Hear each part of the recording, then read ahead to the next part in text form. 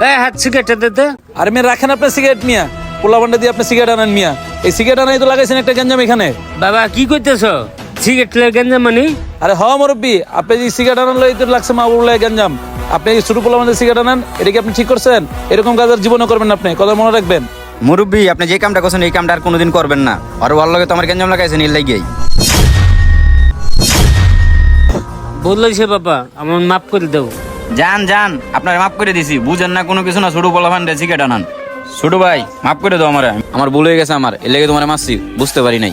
আচ্ছা বড় ভাই, আপনি বড় ভাই, আপনি মারতেই পারেন। বন্ধু তুই মনে কিছু নিস না, তোর লগে তো ছোট থেকে চলি, তোর লগে কোনোদিন ভুল মিস্টেক হয়েছে? ঠিক আছে বন্ধু, সমস্যা নাই। আরেকটা জিনিস কি জানোস, সবসময় যাচাই বাছাই করে সমস্যা বুঝা মানুষকে মারতে হয়, বুঝছস?